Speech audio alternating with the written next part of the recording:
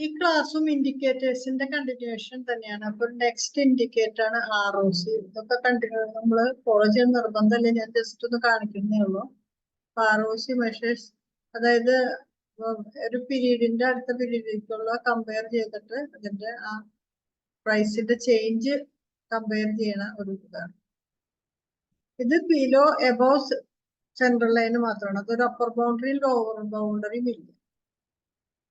When ROC is below center line and falling means current price is below 10 weeks ago.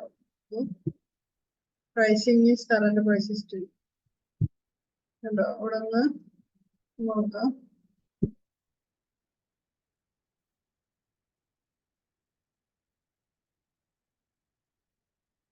Rate of change. ഇത് നമ്മുടെ previous ആയിട്ടുള്ള ലെവലുകൾ നോക്കാം.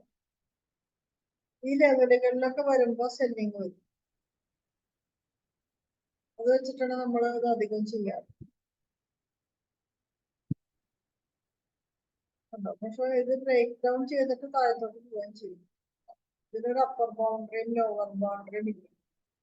ഇതിന്റെ calculation ROC is above central line means current market price is higher than the price 10 weeks ago. ROC line rising means difference between the current. If ROC central line is declining means current price is still above the price. അതായത് recent ആയിട്ടുള്ള price current previous ആയിട്ടുള്ളതിനേക്കാളും problem. ഇനി ഇതുപോലെ തന്നെ just വേറൊരു indicator ആണ് ADX. ഇത് വളരെ important ആയിട്ടുള്ള ഒരു ഇൻഡിക്കേറ്റർ. ഇത് ട്രെൻഡ് ഐഡന്റിഫൈ ചെയ്യുക, അതായത് ട്രെൻഡിന്റെ സ്ട്രെങ്ത് ഐഡന്റിഫൈ ചെയ്യാനുള്ള മാർക്ക് ഇതാണ്.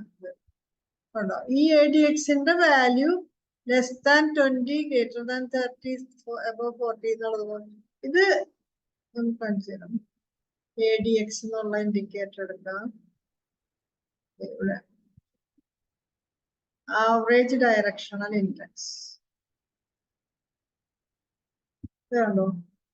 ഇതിന് വാല്യൂ എബോവ് 30 അല്ലെങ്കിൽ ബിലോ 20 ഒക്കെ ആകുമ്പോൾ ഒരു റേഞ്ച് ബൗണ്ട് ആയിരിക്കും കേട്ടോ.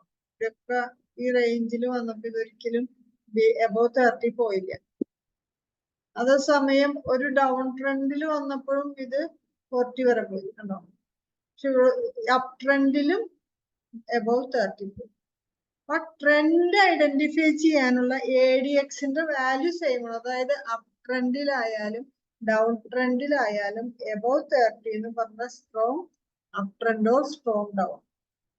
ഇവിടെ ഇപ്പൊ ഇതിന്റെ വാല്യൂ 56 ആണ്. അപ്പൊ സ്ട്രോങ് അപ് ട്രെൻഡ് ആണ്. അതേസമയം ഇവിടെ 40ക്ക് പോയി കണ്ടോ, അതായത് strong down.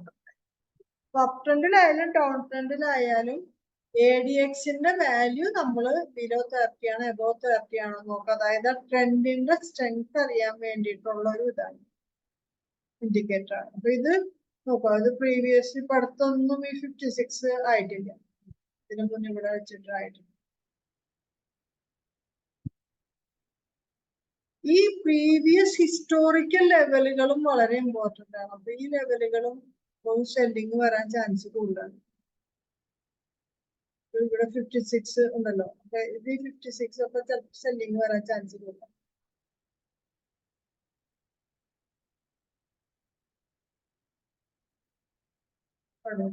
To identify whether the trending or trading market. Trending market എന്ന് പറഞ്ഞാൽ strong uptrend, trading market എന്ന് പറഞ്ഞാൽ range bound market. ADX is less than 20 means non-trending, അതായത് range bound market. ADX is greater than 30 trending market. Uptrend or downtrend ന് value same ആണ്. Greater than 40 means implies strong trend. അത് എത്ര വരെ വേണമെങ്കിൽ value പോവാം. ഒരു strong trend above 30 strong trend ആണ്. above 40 ആകുമ്പോൾ തന്നെ very strong trend, extremely strong trend 75-100 വരെ. So ADX may trade above 40 for considerable time, and when it is start declining below 40, then current trending losing states. Uptrend or down. അപ്പൊ അത് വെച്ചിട്ട് അപ്പൊ ഇത് നോക്കാനുള്ള ഒരു ടൂളാണ്, ഒരു ഇൻഡിക്കേറ്റർ ആണ്. ഒരുപാട് പേര് യൂസ് ചെയ്യുന്നത്. ഇതൊക്കെ ട്രെൻഡ് ഐഡന്റിഫൈ ചെയ്യാനാണ്. അതായത് സ്ട്രോങ് ട്രെൻഡ് ആണോ അത് വെച്ച് ട്രേഡ് ചെയ്യുന്നതിലും കൂടുതൽ ഇത് കണ്ടിന്യൂ ചെയ്യണോ, ഇത് നമ്മൾ ഹോൾഡ് ചെയ്യണോ, എന്നറിയാൻ വേണ്ടിയിട്ടുള്ള ഇൻഡിക്കേറ്റർ. ഇനി അടുത്തത് ബോളിംഗർ ബാൻഡ് എന്ന് പറഞ്ഞിട്ട് ഉള്ള ഒരു ഇതാണ്. ഇത് മൂവിങ് ആവറേജ് വെച്ചിട്ടൊക്കെ ചെയ്യുന്ന ഒരു ഇതാണ്. മൂവിങ് ആവറേജ് സ്റ്റാൻഡേർഡ് ഡീവിയേഷൻ, അതായത് 20 EMA മിഡിൽ പോയിന്റ്, അതിന്റെ upside standard deviation 2, standard deviation -2 എന്ന് പറയുമ്പോൾ അതിന്റെ അപ്പർ ബൗണ്ടറിയും ലോവർ ബൗണ്ടറിയും കാൽക്കുലേറ്റ് ചെയ്യാൻ വേണ്ടിട്ട് ഉപയോഗിക്കുന്ന സ്റ്റാൻഡേർഡ് ഡീവിയേഷൻ. അപ്പോ ഇതിലത്തെ അനുസരിച്ച് ഇവിടെ ഞാൻ എടുത്ത് കാണിച്ചു തരാം. ബോളിംഗർ ബാൻഡ്സ് ഇതാണ് ഈ ബാൻഡ്. അപ്പൊ ഇത് സ്റ്റാൻഡേർഡ് EMA എന്ന് പറയുന്നത് ഈ റെഡ് ലൈൻ EMA, ഇത് സ്റ്റാൻഡേർഡ് ഡീവിയേഷൻ അനുസരിച്ചിട്ട് അപ്പർ ബൗണ്ടറിയും ലോവർ ബൗണ്ടറിയും സെറ്റ് ചെയ്തു. അപ്പോ ഇതില് നമ്മളുടെ തിയറി അനുസരിച്ചിട്ട് എപ്പോ price touches upper band, sell price touches lower band buy. പക്ഷെ നമ്മളത് ചില സമയത്ത് അത് എപ്പോഴും അത് കറക്റ്റ് ആവണമെന്നില്ല. ഇപ്പോ ഇവിടെ ടച്ച് ചെയ്തെങ്കിലും കുറച്ചും കൂടി മുകളിലോട്ട് പോയി. അപ്പൊ അത് ഇതിന്റെ ട്രാക്ക് ചെയ്തിട്ട് ബിഹേവിയർ അനുസരിച്ച് ചെയ്യുമ്പോൾ നമ്മൾ RSI ഓവർബോട്ട് ലെവൽ 70 എന്ന് പറഞ്ഞാലും എപ്പോഴും 70 വരുമ്പോ സെല്ലിങ് വരില്ല എന്ന് പറയുന്ന പോലെ തന്നെയാണ് ഇത്. ഒരു എബവ് ഈ അപ്പർ ബാൻഡ് പോയത് സ്ട്രോങ് ട്രെൻഡ് എന്നാണ് ഇതിന്റെ മീനിങ്. ഇതിൽ കൂടുതലായിട്ട് യൂസ് ചെയ്യുന്ന ഒരു മെത്തേഡ് എന്താന്ന് വെച്ചാല് after narrowing the band whenever expanding. അപ്പൊ ആ സമയത്ത് ബൈ ഓർ സെൽ. ഇവിടെ നോക്കി, ഇവിടെ എക്സ്പാൻഷൻ വന്നു, ഡൗൺ ബാൻഡ്. ഇവിടെ നോക്കി, നാരോയിങ് ദ ബാൻഡ് ആയിട്ട് എക്സ്പാൻഷൻ വന്നു. അതാണ് ബോളിംഗർ ബാൻഡില് ചെയ്യാവുന്ന ഒരു മെത്തേഡ്.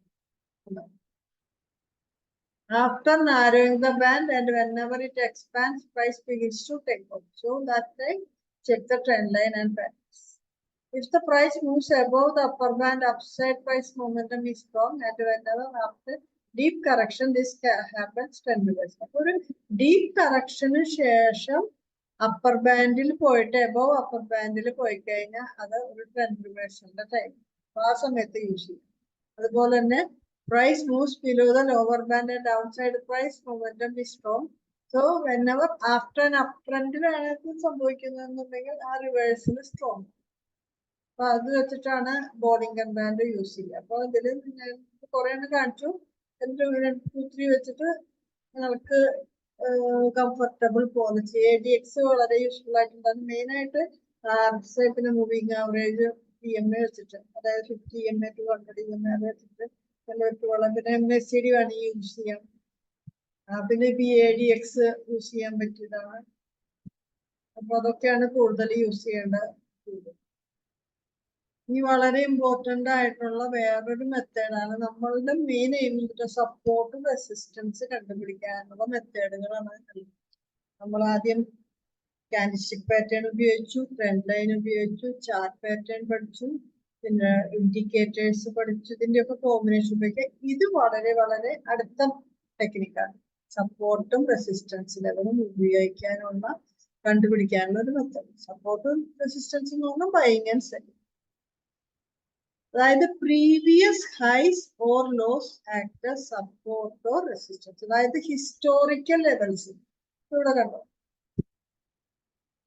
ഇത് ഈ ഡൗൺ മൂവില് വന്ന റെസിസ്റ്റൻസ് കണ്ടോ. ഒരു അപ്പ് മൂവിന് ശേഷം ഇവിടെ വന്ന ഫസ്റ്റ് റെസിസ്റ്റൻസ്, അതായത് ഇവിടെ സെല്ലിങ് വന്നു. അത് കഴിഞ്ഞ് ഇവിടെ ബൈയിങ് വന്നു. ഇവിടെ ബൈയിങ് വന്നിട്ട് ഇവിടെ സെല്ലിങ് വന്നു. അപ്പൊ വെറുതെ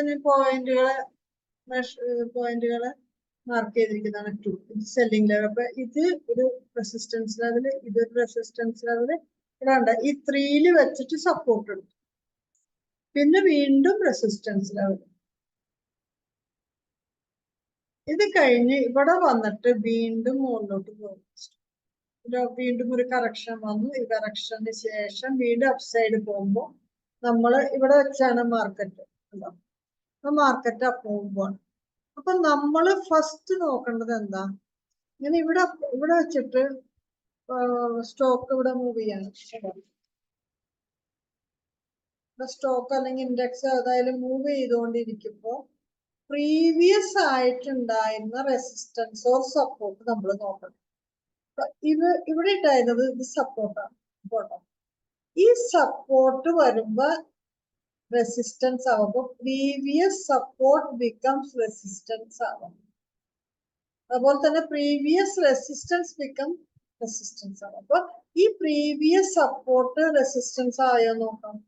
കണ്ടോ, ഇവിടെ വന്നപ്പോ ആ ഒരു സപ്പോർട്ട് സോൺ എന്നാണ് പറയാ, അല്ലാണ്ട് ഒരു എക്സാക്ട് പോയിന്റ് അല്ല. അതിനടുത്തുള്ള ലെവലുകളിൽ വന്നിട്ട് ഇപ്പൊ ഒരു 70 ആണെങ്കിൽ ബിറ്റ്വീൻ 72 to 68 ഇപ്പൊ വേണമെങ്കിൽ സെല്ലിങ് അതൊക്കെ വന്നു. ഇതിവിടെ പ്രീവിയസ് സപ്പോർട്ട് ബിക്കം റെസിസ്റ്റൻസ്. ഇത് വീണ്ടും കറക്ഷൻ കഴിഞ്ഞപ്പോ ഇവിടെ കറക്ഷൻ ഇത് സപ്പോർട്ടായി. ഈ സപ്പോർട്ട് എടുത്തിട്ട് വീണ്ടും പോയി കഴിഞ്ഞപ്പോ ഇവിടെ വെച്ചിട്ടാണ് ഇവിടെ വന്നിട്ട് ഇവിടെ വരുമ്പോ ഇവിടെ പ്രീവിയസ് റെസിസ്റ്റൻസ് ബിക്കം റെസിസ്റ്റൻസ്. ഇവിടെ പ്രീവിയസ് സപ്പോർട്ട് ബിക്കം റെസിസ്റ്റൻസ് ആണെങ്കിൽ ഇവിടെ പ്രീവിയസ് റെസിസ്റ്റൻസ് ബിക്കം റെസിസ്റ്റൻസ്. ഇത് 4 ഇവിടെ സെല്ലിങ് ആയി. ഇനി വീണ്ടും കറക്ഷൻ വന്നപ്പോ ഈ 8 കണ്ടോ, ഈ 8 വീണ്ടും ഈ 30 ആയിരിക്കാം, ഈ 3 ആവാം. വീണ്ടും വന്നു, ഇത് വീണ്ടും അപ്സൈഡ് പോയപ്പോ വീണ്ടും അതിന്റെ പ്രീവിയസ് റെസിസ്റ്റൻസ് നോക്കി. അപ്പൊ പ്രീവിയസ്ലി ഉണ്ടായിരുന്ന ഹിസ്റ്റോറിക്കൽ ലെവലുകളിൽ നോക്കുമ്പോ എവിടെയൊക്കെ സെല്ലിങ് വന്നോ അവിടെയൊക്കെ ബൈങ് വന്നോ അവിടെ സെല്ലിങ്ങോ ബൈങ്ങോ വരും. അതെന്താ അതിന്റെ കാരണം എന്ന് ഞാൻ പറഞ്ഞുതരാം.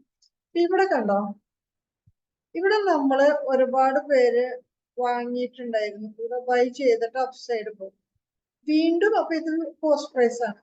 ഇത് ഇവിടെ വന്നിട്ട് ഹോൾഡ് ചെയ്തിട്ട് ഇത് സെല്ലിങ് വന്നിട്ട് താഴത്തേക്ക് പോകുമ്പോ ഇവിടെ കുറെ പേര് ഓവർഹാങ് ചെയ്തിട്ട് കുറെ ഷെയർസ് ഓവർഹാങ് ചെയ്ത് കിടക്കണ്ടാവും. അതായത് അവർ എക്സിറ്റ് ചെയ്താണ്ട് അവിടെ കിടക്കണം. അപ്പൊ വീണ്ടും ഇത് കഴിഞ്ഞിട്ട് ഒരു ഡ്രാസ്റ്റിക് ഫോൾ ആണ് വന്നതെങ്കിൽ അവര് തിരിച്ചു വരുമ്പോ വീണ്ടും ഈ ലെവലിലേക്ക് വരുമ്പോ അവര് പാനിക്കാവും. ഇനി ഞാനിത് ഹോൾഡ് ചെയ്തിട്ട് കാര്യമില്ല, ഞാൻ എന്റെ കോസ്റ്റ് പ്രൈസിങ്ങിന് എടുക്കാം എന്നുള്ള ലെവലില് ഈ പോയിന്റ് 3 വെച്ചിട്ട് ആളുകള് എന്താവും, എക്സിറ്റ് ആവും.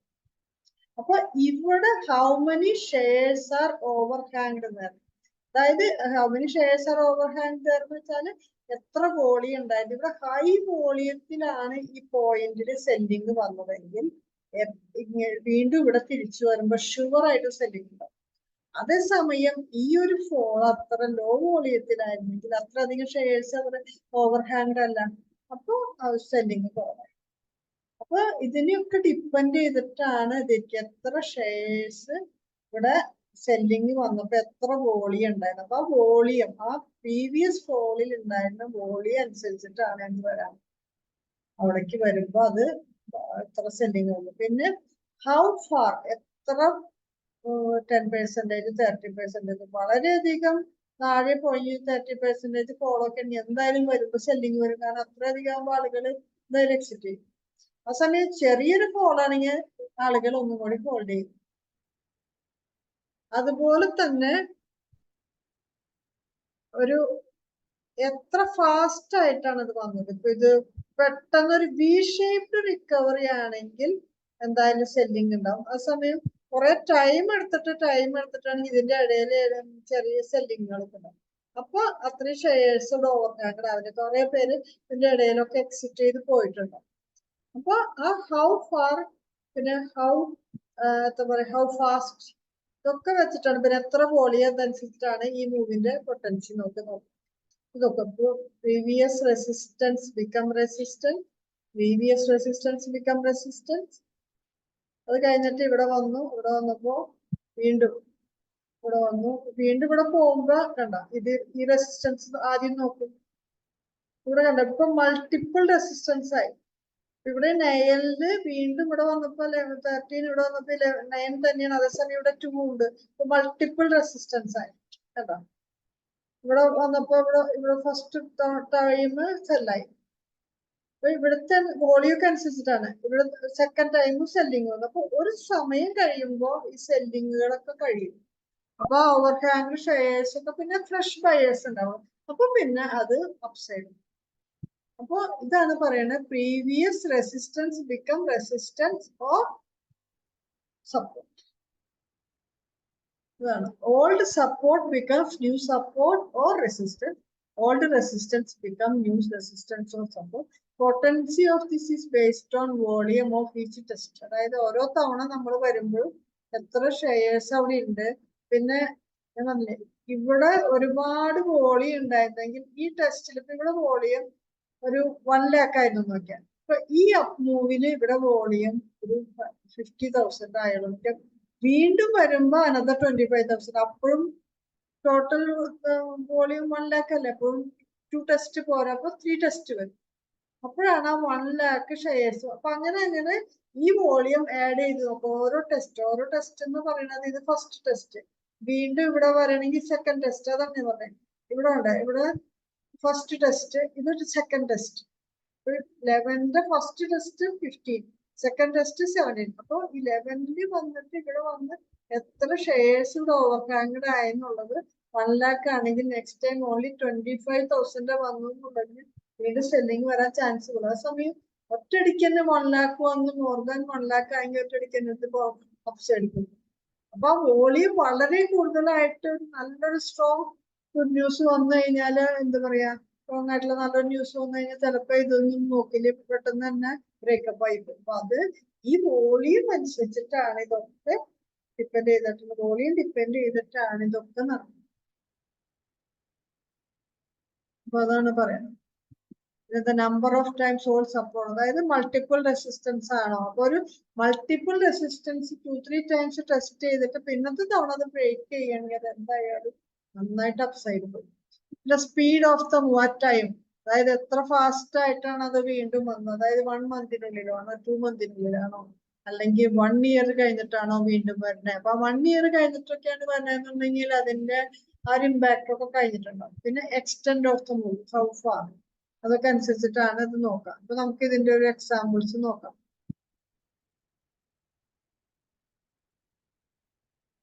ഈ സ്റ്റോക്ക് ഇവിടെ നിന്ന് മൂവ് പോകുന്നു. ഈ മൂവ് എന്തായിരുന്നു, ഇത് ഇവിടത്തെ സപ്പോർട്ടായിരുന്നു, ഇവിടെ സപ്പോർട്ടായിരുന്നു.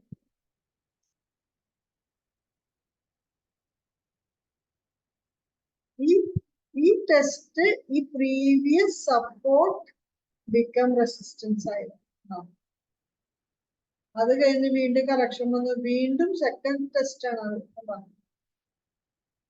ഈ സപ്പോർട്ട് 2 പ്രാവശ്യം റെസിസ്റ്റൻസ് ആയി വീണ്ടും വന്ന് സപ്പോർട്ട് എടുത്തു.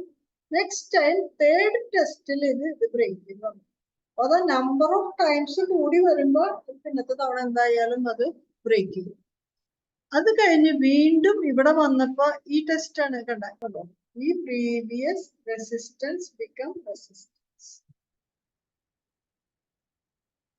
പോയിന്റ് കറക്ഷൻ വന്നു. അടുത്ത തവണ നെക്സ്റ്റ് ടെസ്റ്റിൽ എന്തായിരുന്നു, ഇവിടെ വീണ്ടും ഇതെന്താ, ഇവിടെ സപ്പോർട്ടാണ്, ഇവിടെ സപ്പോർട്ടല്ലേ. ഈ സപ്പോർട്ട് ബിക്കം റെസിസ്റ്റൻസ് ആയിരുന്നു. ഈ സപ്പോർട്ടിന്, അപ്പൊ ഈ സപ്പോർട്ടുകൾ ഇവിടെയൊക്കെ സപ്പോർട്ട് എന്ന് പറഞ്ഞാൽ ഇവിടെയൊക്കെ അത് ബ്രേക്ക് ചെയ്ത് പോയപ്പോ ഇവിടെയൊക്കെ ഷെയർസ് ഓവർ ഹാങ്ഡ് ആയിട്ട് ഉണ്ട്. കുറെ ഷെയർസ് ഉണ്ടാവും, കാരണം ഷാർപ്പ് സെല്ലിംഗ് ഉണ്ടല്ലോ. അപ്പൊ അത് എന്തായാലും ഇവിടെ സെല്ലേഴ്സ് അവരൊക്കെ വെയിറ്റ് ചെയ്തിരിക്കുകയാണ് ഒരു ചാൻസ് കിട്ടാൻ, എക്സിറ്റ് ചെയ്യാൻ വേണ്ടി, ഓപ്പർച്യൂണിറ്റിക്ക് വേണ്ടി വെയിറ്റ് ചെയ്തിരിക്കും. അപ്പൊ അവര് വന്നപ്പോ പിന്നെ വീണ്ടും വന്നു സെല്ലിങ് വന്നു, വീണ്ടും വന്ന് സെല്ലിങ് വന്നു. അപ്പൊ ആ സെല്ലിങ് അബ്സോർബ് ചെയ്യാൻ എടുക്കുന്ന ടൈം കണ്ടോ. ഇവിടെയൊക്കെ ഈ പീരീഡിൽ ഒരുപാട് ഇത്രയും നാളെ നിന്ന് സെല്ലിങ് വന്ന കാരണമാണ് ഈ പീരീഡിൽ അവര് ആ സെല്ലിങ് ഒക്കെ അബ്സോർബ് ചെയ്ത് പിന്നെ ഇവിടെ വന്നപ്പോ വീണ്ടും ഇതൊരു മൾട്ടിപ്പിൾ റെസിസ്റ്റൻസ് ആണ്. ഇത് ഇവിടെയൊക്കെ കണ്ടോ, 1 2 3 4, നെക്സ്റ്റ് ടൈം ടച്ച് ചെയ്തു സെല്ല് വന്നു, നെക്സ്റ്റ് ടൈം ടച്ച് ചെയ്തു സെല്ല് വന്നു.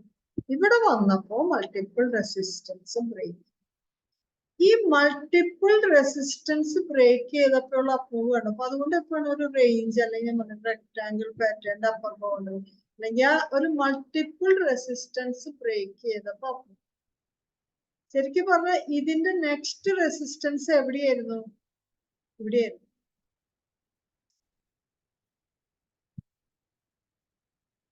പക്ഷെ ഈ റെസിസ്റ്റൻസിൽ ഇത് അവിടെ നിന്നില്ല, അപ്സൈഡ് പോയി. ഇവിടെ വരെ പോയത് കണ്ടോ. ഈ റെസിസ്റ്റൻസ് ആണ് അടുത്തത്. അപ്പൊ ഈ പോയിന്റുകളൊക്കെ നമ്മൾ നോക്കണം. ഈ പോയിന്റ്, അതായത് ഇവിടെ മൂവ് ചെയ്യുമ്പോ ഈ പോയിന്റ് നോക്കണം, ഈ പോയിന്റ് നോക്കണം. ഇവിടെയൊക്കെ ഓരോ ഇതൊക്കെ ഓരോ എന്താ പറയാ ഹർഡിൽസ് ആണ്. ഇതൊക്കെ കടന്നിട്ട് വേണം ഇതിന് സ്റ്റോക്കിന് മുന്നോട്ട് പോകാൻ. കേട്ടോ. ഇനിയിപ്പോ ഈ ഇത് കടന്നു കഴിഞ്ഞാൽ ഇവിടെയും കണ്ടു, ഇവിടെയൊക്കെ സെല്ലിങ് വരും. ഇത് കഴിഞ്ഞാൽ എവിടെയൊക്കെ ആയിരിക്കും അടുത്ത മൂവ് ഇവിടേക്ക്. സ്റ്റോക്ക് 459. ഇതാണ്, ഇതൊക്കെ ഇതിന്റെ ഹർഡിൽസ് ആണ്. അപ്പൊ ഇതൊക്കെ ജമ്പ് ചെയ്ത് പോയിട്ട് ഇവിടെ എത്തിയത്.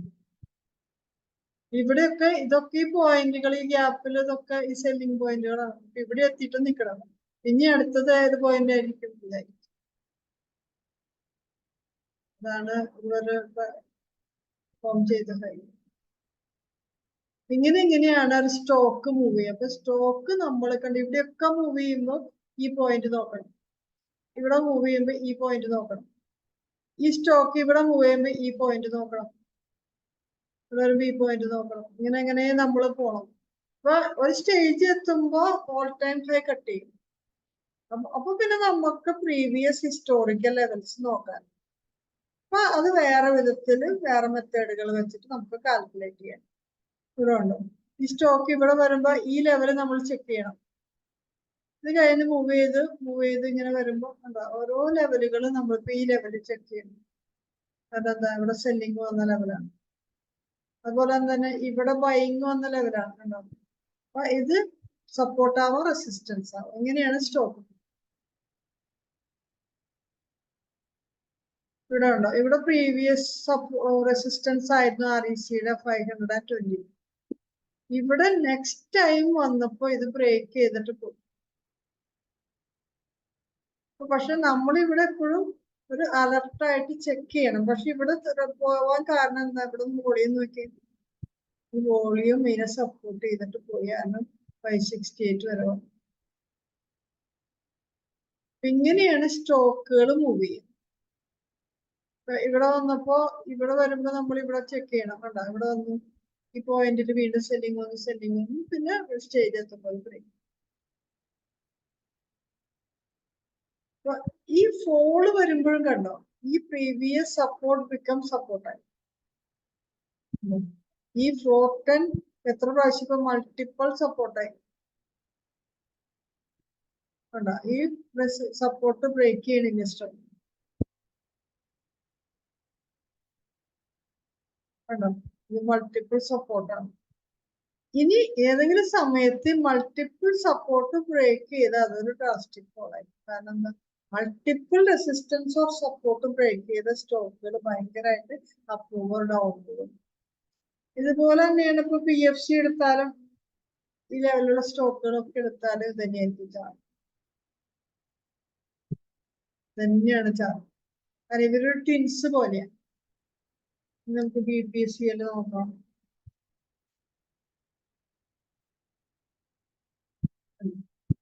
Previous resistance become resistance. അപ്പൊ ഇത് കടന്നു കഴിഞ്ഞാൽ എവിടെയായിരിക്കും നെക്സ്റ്റ് റെസിസ്റ്റൻസ്? ചിലപ്പോ നല്ലൊരു വോളിയം ഉണ്ടെങ്കിൽ ഇവിടെ സെല്ലിങ് വരണമെന്നില്ല, ഇത് ബ്രേക്ക് ചെയ്തിട്ടുണ്ട്.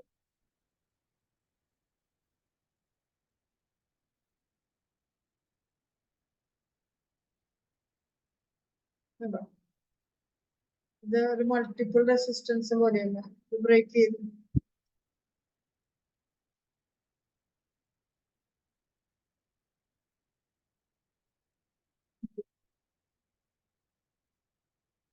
ഇതൊരു മൾട്ടിപ്പിൾ സപ്പോർട്ട് പോലെയാണ്. ഇങ്ങനെയാണ് സ്റ്റോക്കിന്റെ മൂവ്മെന്റ് നോക്കുക.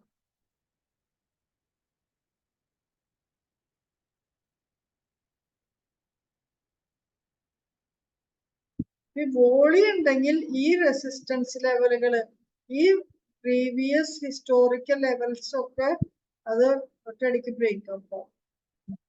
ഇവിടുത്തെ വോളിയം സപ്പോർട്ട് ചെയ്യണ കണ്ടാണ്, ഇതൊക്കെ ഒരു എക്സ്ട്രാ ഓർഡിനറി വോളിയം കണ്ടാണ്. അതിന്റെ അർത്ഥം എന്താ, ഈ അപ് മൂവ് സസ്റ്റെയിൻ ചെയ്തിട്ടുണ്ട്.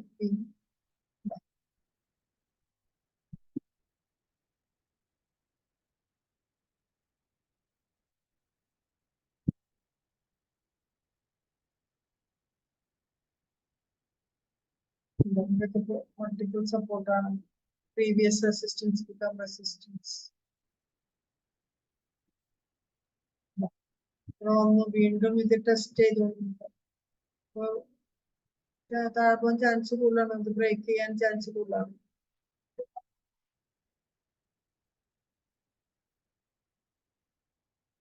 ഇത് വളരെ ഇമ്പോർട്ടന്റ് ആയിട്ടുള്ള, ചിലർ ഇത് മാത്രം വെച്ച് ട്രേഡ് ചെയ്യുന്നവരുണ്ട്. ഇത് വളരെ, ഇതിനൊക്കെ ഒരു സപ്പോർട്ട് വേണമെന്നൊന്നുമില്ല. ഇത് ഇതിനൊരു കോമ്പിനേഷൻ എന്ന് വെച്ചാൽ നമ്മൾക്ക് ഡൈവർജൻസോ അല്ലെങ്കിൽ RSIയോ അതൊക്കെ വെച്ചിട്ട് കനഷിപ്പ് പാറ്റേൺ വെച്ചിട്ട് കോമ്പിനേഷൻ ഇട്ട് ഏതെങ്കിലും ഒരു കോമ്പിനേഷൻ കിട്ടിയാലും അത് പവർഫുൾ ആയിരിക്കും. ഇത് വളരെ പവർഫുൾ ആയിട്ടുള്ള ഒരു ടൂളാണ്. അപ്പൊ ഇത് വെച്ച് നോക്കാം.